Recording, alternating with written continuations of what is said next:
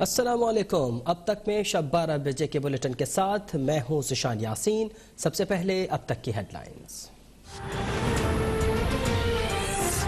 امور کی دفتر خارجہ طلبی، پاکستان کا بھارتی جارحیت پر شدید احتجاج، بھارتی اشتعال انگیزی خطے کے امن کے لیے خطرناک قرار، اقوام متحدہ کے فوجی مبصر مشن کو ایل او سی پر کام کرنے دینے کا مطالبہ۔ گلگت بلتستان میں انتخابی مہم ختم، انتخابی دنگل سجنے میں ایک دن رہ گیا، P T I, Peoples Party اور نون لیگ کے درمیان کانٹے کا مقابلہ متوقع، 33 میں سے 24 نشستوں کے لیے 300 سے زائد امیدوار میدان میں، 7,45,000 سے زائد افراد اتوار کو اپنا حق رائے دہی استعمال کریں گے۔ گلگت بلتستان میں 14 سے 16 نومبر تک چھٹیوں کا اعلان۔ گلگت بلتستان کا الیکشن پیپلز پارٹی جیتے گی، سابق صدر آصف زرداری کا پیغام، بولے گلگت بلتستان کے عوام سے پیپلز پارٹی کا کبھی نہ ختم ہونے والا جذباتی رشتہ ہے، بلاول بھٹو کا اگلا پڑاؤ پنجاب ہوگا۔ چیئرمین پیپلز پارٹی کا کہنا ہے کہ گلگت بلتستان کے انتخابات میں دھاندلی ہوئی تو صورتحال بہت خطرناک ہو جائے گی۔ لیگی ترجمان مریم اورنگزیب نے حکومت پر گلگت بلتستان کے انتخابات میں دھاندلی کی کوششوں کا الزام دھر دیا، بولی 700 سرکاری ملازمین کے لیے 1,791 پوسٹل بیلٹ پیپرز جاری کرنا دھاندلی ہے، 15 نومبر کو ووٹ چوری ہوا تو نتائج خطرناک ہوں گے۔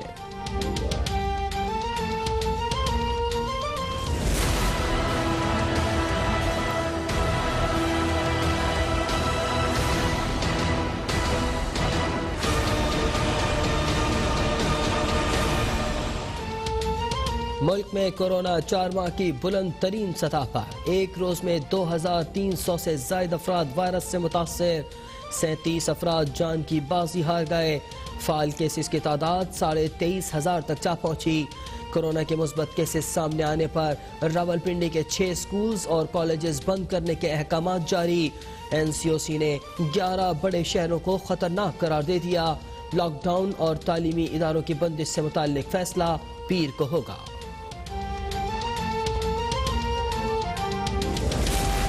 پاکستان معاشی بحالی کی جانب تیزی سے گامزن ہے، وزیر اعظم عمران خان کا ٹویٹ، کہا کورونا وائرس کے چیلنج کے باوجود پاکستان بر صغیر کے دیگر ممالک کی نسبت تیزی سے ترقی کر رہا ہے، ستمبر میں پیداواری صنعت نے 7.7% کی متاثر کن ترقی کی، صنعتی توانائی پیکج سے صنعتوں کی پیداوار میں مزید اضافہ ہوگا۔ پیٹرولیم مصنوعات کی قیمتوں میں کمی کا امکان، اوگرا نے قیمتیں سستی کرنے کی تیاری کر لی، ذرائع کے مطابق پیٹرول 3.5 روپے اور ہائی سپیڈ ڈیزل 2.5 روپے سستا کرنے کی تجویز، حتمی منظوری وزیر اعظم دیں گے، نئی قیمتوں کا اطلاق 16 نومبر سے ہوگا۔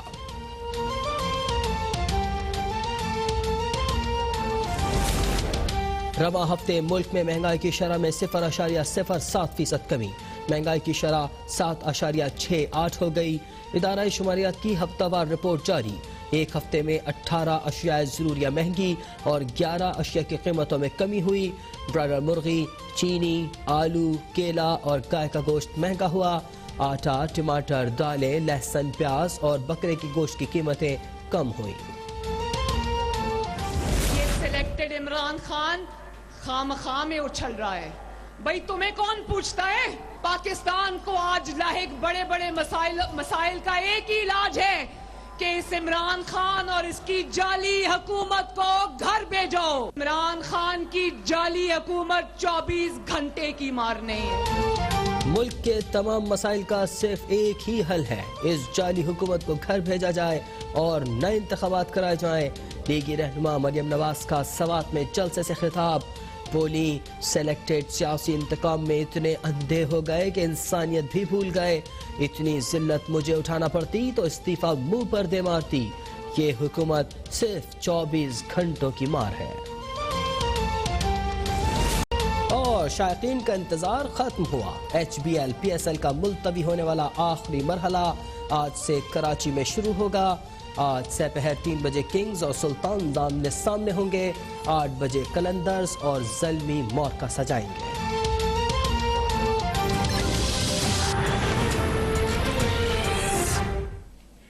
ہیڈ لائنز آپ جان چکے ہیں، ان خبروں کی تفصیل ہوگی ایک بریک کے بعد۔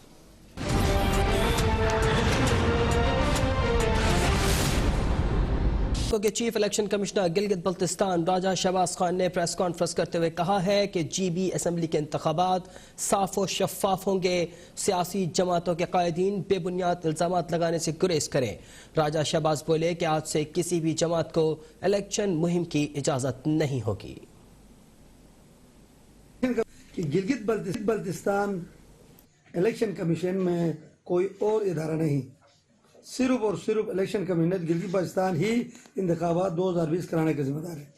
اس میں کوئی اور ادارہ نہیں ہے میرے ساتھ اس الیکشن کمیشن میں۔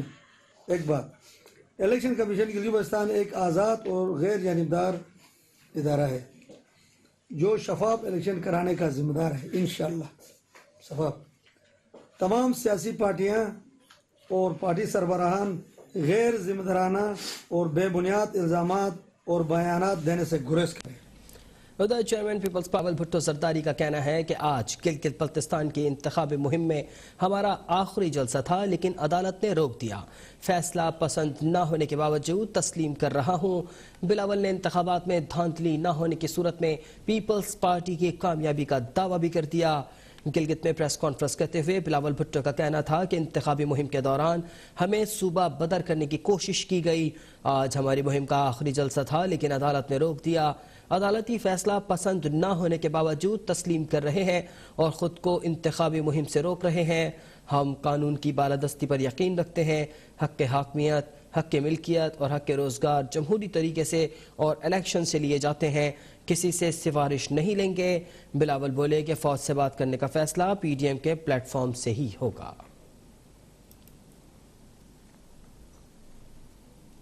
اور ادھر معاون خصوصی زلفی بخاری کا کہنا ہے کہ گلگت بلتستان کے راستوں کو ملانے کے لیے ایکسپریس وے بنائیں گے۔ گلگت بلتستان میں 10 سیاحتی زون قائم کریں گے۔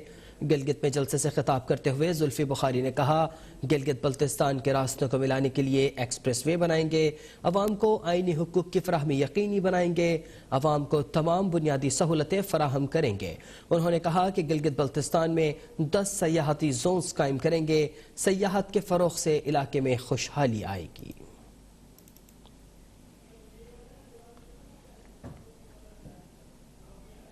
مریم نواز نے کہا ہے کہ سلیکٹڈ عمران خان خواہ اچھل رہے ہیں۔ کراچی میں میرے کمرے کا دروازہ توڑا گیا، محمد صفدر گرفتار ہوئے، آئی جی سندھ کو اغوا کیا گیا، لیکن وزیر اعظم کو خبر تک نہ ہوئی، یہ گھر میں سو رہے تھے۔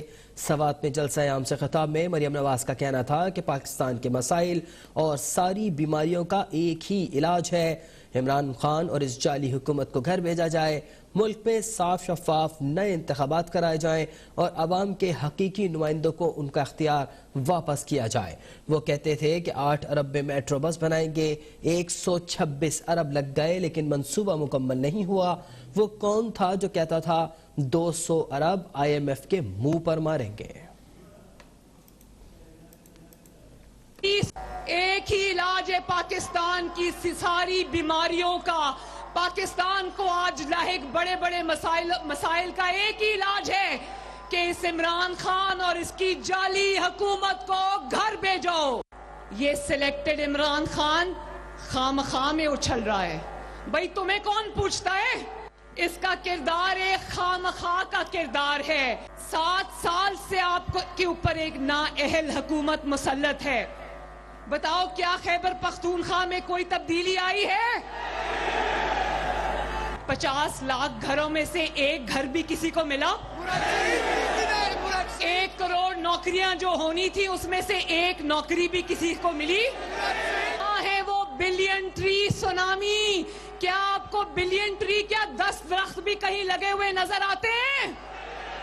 اور وہ کون تھا جو کہتا تھا 200 ارب آئی ایم ایف کے منہ پر ماریں گے؟